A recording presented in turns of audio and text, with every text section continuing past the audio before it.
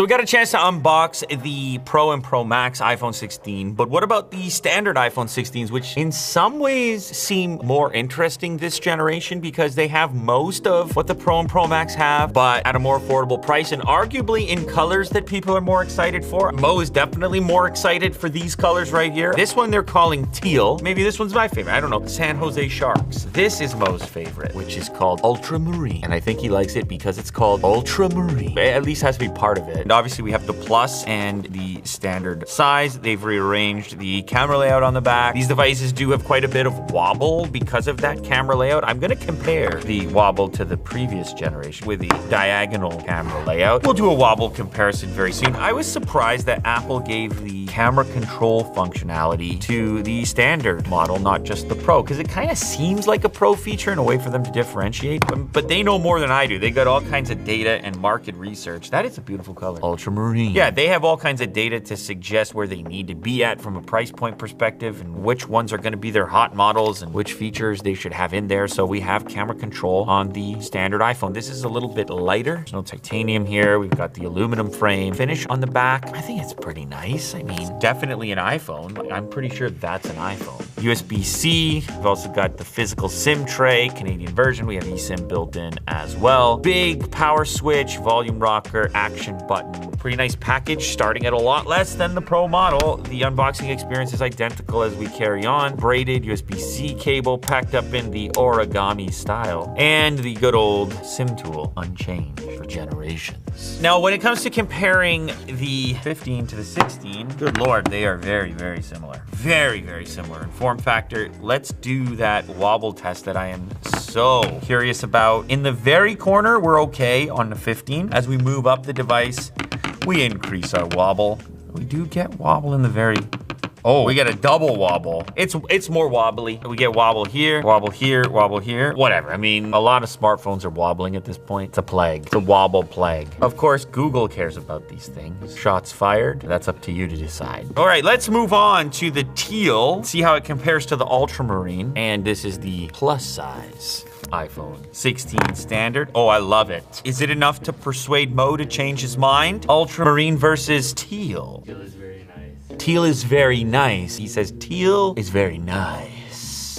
Do we have previous gen plus? We do. And once again, we are extremely comparable. Wobble test on, oh, wobble test gets even worse. That one wobbles if you touch it. If you try to make it wobble, but when you place it down, it's no wobble. This one, you place it down and it just wobbles. See what I mean? It just wobbles when you just place it on the table. 15 sits there unless you aim to make it wobble. Okay, I'm going nuts here with this wobble thing. But if we go instead and compare to the new Pro models, we can see the scale difference there. Pro Max versus iPhone 16 and Pro 16 versus standard 16. You can also tell here that the non-Pro variant is slightly thinner, which is cool. I mean, it's slight, but it is there. This episode has been sponsored by ESR and their brand new iPhone 16 case. So let's start with the Tough case. Exceeds 7x military grade protection, foldable stash stand built in, designed to work with MagSafe. This is gonna be your super rugged option. You can see the MagSafe on the back, and we have a multi-layer setup. We have coverage on the power port, and of course we've also got access for camera control now. So this is what's called the foldable stash stand, and this obviously allows you to have a better viewing experience. Hybrid case with stash stand, clear color, halo lock magnetic case, stash stand, still get that functionality like that.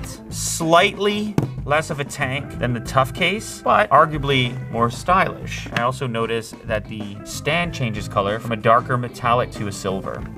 So next up we have the Soft case, satisfying texture, very soft. Still got our MagSafe built in, still have access to our camera control, a microfiber soft touch interior. They're actually stating that this one is 3x military grade protection as well, so similar protection level to the hybrid. The other thing about the stand is you can pick between a number of angles, depending on what's ideal.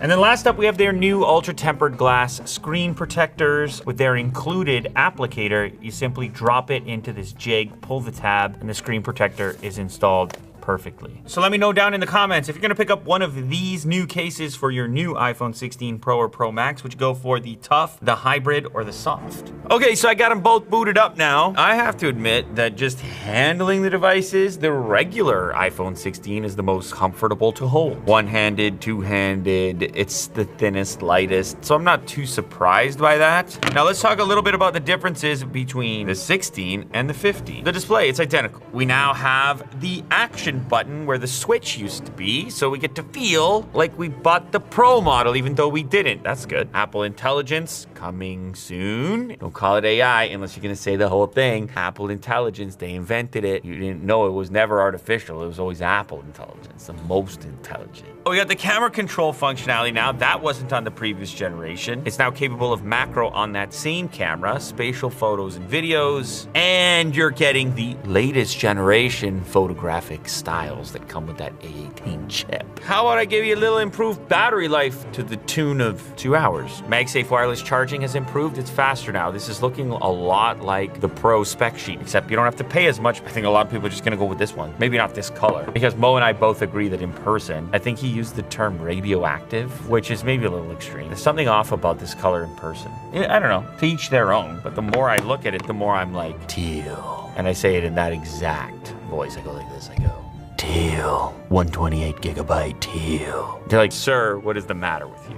Ay, ay, ay. 1 nit minimum brightness. It is like I'm reading the Pro spec sheet here. Cinematic video stabilization. Why do you have to buy the Pro model? Why you gotta buy, huh? To get an extra camera, I guess. And to get your titanium. Bro, your phone's not even titanium. So, bro, your phone's not even titanium. So what are we doing? What are we doing? Your phone's not even titanium, so what are we doing? So everybody knows that guy. Everybody knows that guy. You've met that guy before. Listen, this is the phone you should get. Just get the iPhone 16. That's my verdict this year. If you have to get an iPhone this year, blam. Yeah, why you need the Pro model, Mo? Why are you yelling about the Pro model? Pro model this, Pro model that. Okay, the wide doesn't look, the ultra wide maybe doesn't look quite as good. These ones look good though. Look at those. Look at the regular standard focal length 1X. That's kind of what you're lacking there. Your ultra wide doesn't look quite as good. It's tough on these screens. Like, you just look at the roof, the sharpness. Like, it's just obvious. There's just too much resolution on the other one. I presume that on video we're gonna be 4K 60. We got the same chip, right? 4K 60 and no 4K 120. Because otherwise, what is Pro? That's okay.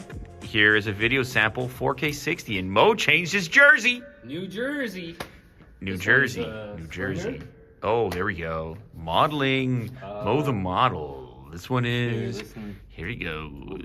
Oh, here we go. Yeah. Damn, dude. Sound good, eh? Jeez. You didn't have to do them like that.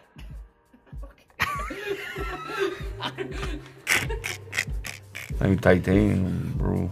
We quickly get in the camera. Bam, we're in. You can pause videos now. I don't know if you knew about that. You can like pause a video recording. It's a new feature. It's very useful. I use that feature. I'm happy about it. Continue the recording. Sounds fine. I want to see what kind of box. Sounds fine. Sounds loud. The perfect. I'll pinch for you. This looks a lot different than the pinch right in there for you, brother. Way lighter, and it has you wanted. like Yeah, I think this year maybe more than ever, or more than I can remember in recent. I'm sure other people probably said this, and you probably watched those videos too. This year, I mean, you probably don't really need the Pro model unless money is no problemo, and you just give me the Desert Storm. I know it's Desert Titanium. It sounds funnier if I say Desert Storm. You understand? And it should have been more Desert Storm color, in my opinion. Yeah. When I had the mock-up Desert Storm, man, look at that. This is what I wanted. Instead, we got that? Like another like white phone, basically? Nah. Anyway, this is the entry point, and it has the vast majority of what you're gonna end up using and liking on the other devices. Yeah, if you can't see yourself needing those studio audio features, the extra camera, 4K 120, bigger battery, obviously bigger screen. Like if those things are not absolutely major to you, you can save your money this year and you can get the iPhone 16. Or you can save even more money and wait until the next generation. It's completely up to you. You know what I mean? It's 2024, like you know if you need a new phone or not. I think we're past just buying these things every single generation because we have to. And the iPhone always represents an opportunity to speak to the audience on that topic of like how often should we be buying and upgrading things. It's just this phone is like the marker. It's like the test. It's like the economic test of like, hey, where are we at? Where's the disposable income? But then also also it's like, hey, where are we at from a technology perspective? Like, have things in this segment kind of slowed down a little bit? Like, are we seeing as many massive improvements? Are people feeling as compelled? These are the conversations I have in public like in the world, and I suppose now in public here on the internet, which is also somewhere in the world. Good night.